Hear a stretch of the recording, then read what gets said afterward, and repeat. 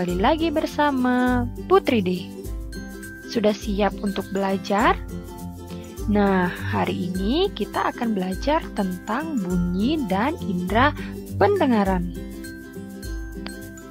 Pada video kali ini kita akan belajar tentang sifat-sifat bunyi dan indera pendengaran. Kita telah mempelajari bahwa bunyi dihasilkan oleh getaran. Semua getaran benda yang dapat menghasilkan bunyi disebut sumber bunyi. Sekarang kita akan mempelajari tentang sifat-sifat bunyi. Sifat bunyi yang pertama yaitu bunyi merambat melalui medium padat, cair, dan gas.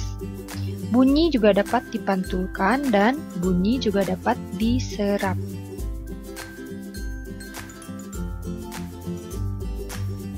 Medium perambatan bunyi ada 3, yaitu medium padat, medium cair, dan medium gas. Yang pertama, bunyi merambat pada medium padat. Contohnya yaitu pada permainan telepon kaleng.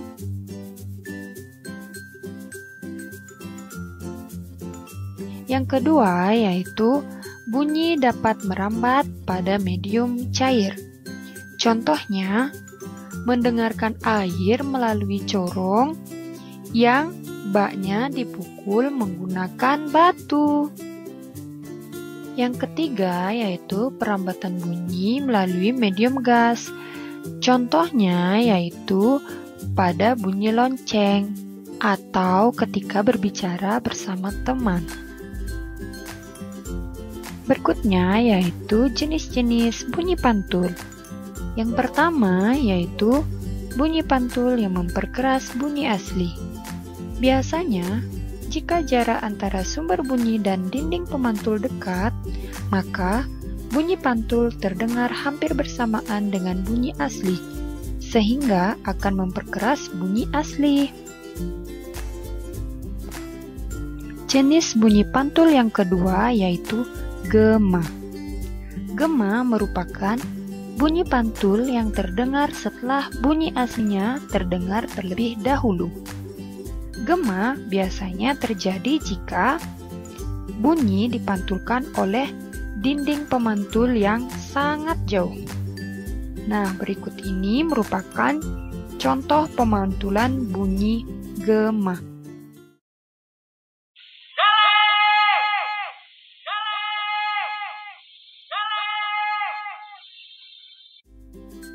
Nah, demikian contoh pemantulan gema.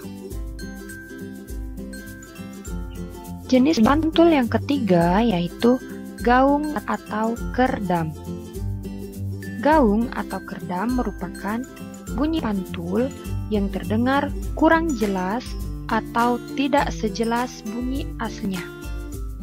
Gaung terjadi karena bunyi pantul bercampur dengan bunyi asli. Nah, berikut ini contoh dari bunyi gaung atau kerdam.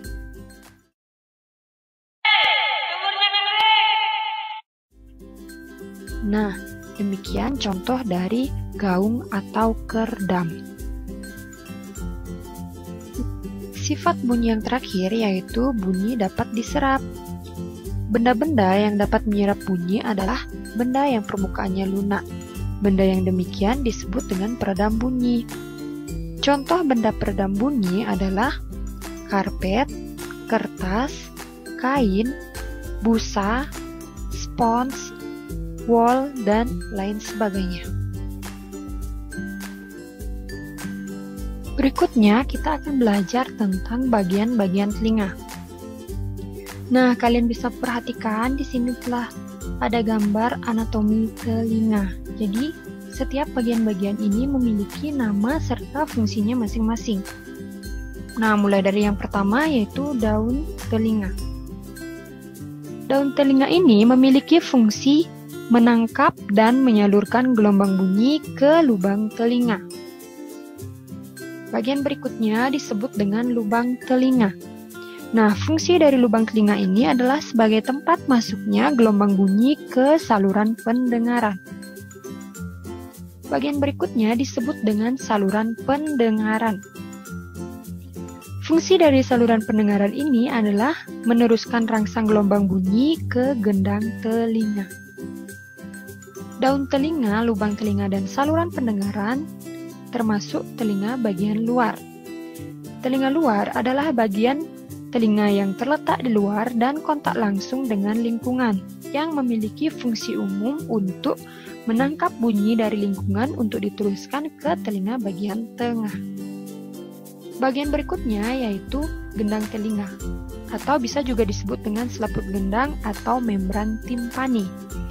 Fungsinya adalah mengubah bunyi menjadi getaran. Bagian berikutnya yaitu tulang pendengaran. Jadi ada 3 macam tulang pendengaran yang disebut dengan tulang martil, tulang landasan, dan tulang sanggurdi. Nah, fungsi dari tulang pendengaran ini adalah memperkuat dan menghantarkan getaran ke saluran telinga dalam. Bagian berikutnya yaitu disebut dengan saluran eustasius. Fungsi dari saluran eustasius ini adalah menjaga keseimbangan tekanan udara di dalam dan di luar telinga. Jadi, tulang pendengaran, saluran eustasius, dan gendang telinga merupakan bagian dari telinga tengah. Telinga tengah ini berfungsi untuk mengubah gelombang bunyi yang ditangkap telinga luar untuk menjadi getaran. Bagian berikutnya yaitu kalian bisa perhatikan di sini ada 3 saluran setengah lingkaran. Ini yang pertama, yang kedua, dan yang ketiga. Nah, fungsi dari 3 saluran setengah lingkaran ini adalah untuk menjaga keseimbangan tubuh.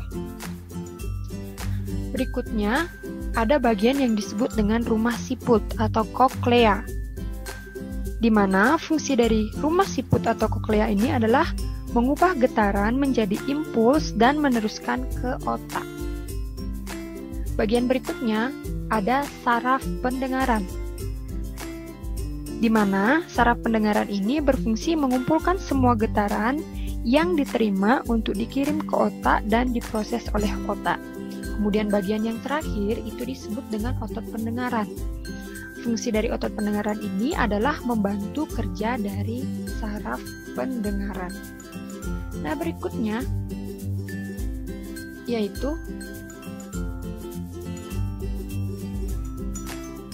telinga bagian dalam ini terdiri dari 3 saluran setengah lingkaran, rumah siput, saraf pendengaran, dan otot pendengaran. Telinga bagian dalam berfungsi sebagai pusat kendali dari indera pendengaran untuk mengubah getaran menjadi impuls dan meneruskan ke otak melalui saraf pendengaran. Nah, demikian bagian-bagian serta fungsi-fungsi dari telinga. Berikutnya kita akan membahas tentang cara kerja telinga. Nah, bagaimana cara kerja telinga? Yang pertama, bunyi yang berasal dari lingkungan akan ditangkap oleh daun telinga untuk diteruskan ke lubang telinga. Nah, bunyi yang telah ditangkap tadi setelah diteruskan ke lubang telinga akan diteruskan ke gendang telinga melalui saluran pendengaran. Bunyi yang berada di gendang telinga menyebabkan gendang telinga tersebut bergetar. Nah, gendang telinga yang bergetar kemudian akan mengirimkan getaran tersebut ke 3 tulang pendengaran dan 3 saluran setengah lingkaran. Kemudian akan diteruskan ke rumah siput. Tulang-tulang pendengaran memperbesar getaran bunyi dan mengirimnya ke telinga dalam atau rumah siput. Nah, pada rumah siput ini terdapat cairan limfa. Kemudian cairan limfa dalam rumah siput bergetar dan mengaktifkan ujung-ujung saraf pendengaran. Kemudian bunyi itu akan diteruskan ke otak melalui saraf-saraf pendengaran. Saraf pendengaran membawa sinyal bunyi ke otak, kemudian otak akan menerjemahkan bunyi agar dapat kita pahami sehingga bunyi itu dapat kita dengar. Nah, demikianlah cara kerja dari telinga. Mengapa bunyi bisa kita dengar? Selanjutnya, kita akan belajar tentang gangguan atau penyakit pada telinga. Yang pertama yaitu tuli atau tidak dapat mendengar. Kelainan ini dapat dialami sejak lahir dan dapat juga setelah dewasa. Tuli sejak lahir mengakibatkan orang tidak dapat berbicara. Orang yang tidak tuli sejak lahir dapat menjadi tuli jika mengalami kerusakan gendang telinga dan saraf-saraf pendengaran. Yang kedua yaitu bisul atau luka di dalam telinga. Kelainan ini dapat disebabkan oleh infeksi. Kebiasaan buruk mengorek telinga menggunakan jari atau korek api dapat melukai telinga. Kemudian yang ketiga yaitu otomikosis, yaitu infeksi saluran pendengaran di bagian luar yang disebabkan oleh jamur. Kemudian yang keempat yaitu otosklerosis, yaitu kelainan yang terjadi pada tulang-tulang pendengaran. Dan yang terakhir, keluar cairan berbau busuk di telinga. Nah, kelainan ini dapat terjadi karena radang pada telinga bagian dalam. Penyakit ini dapat disembuhkan jika ditangani dengan serius.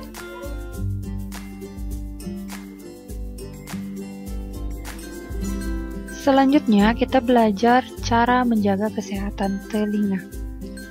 Nah, cara yang dapat kita lakukan yang pertama yaitu menjaga kesehatan telinga dengan cara membersihkan menggunakan benda-benda yang lembut.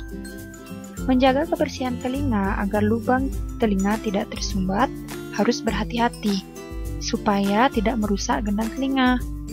Yang kedua yaitu menghindari suara keras dan bising, misalnya suara mesin atau musik yang terlalu keras. Kemudian, jika telingamu sering berdenging, segeralah pergi ke dokter untuk mengeceknya. Kalian bisa pergi ke dokter THT, yaitu telinga, hidung, dan tenggorokan. Telinga berdenging sering menjadi gejala awal penyakit tuli yang harus mendapatkan penanganan dari dokter. Demikian yang dapat Ibu berikan pada video kali ini. Semoga kalian dengan mudah dapat memahami materi yang Ibu sampaikan lewat video dan semoga bermanfaat. Akhir kata, Putri diucapkan terima kasih dan sampai jumpa.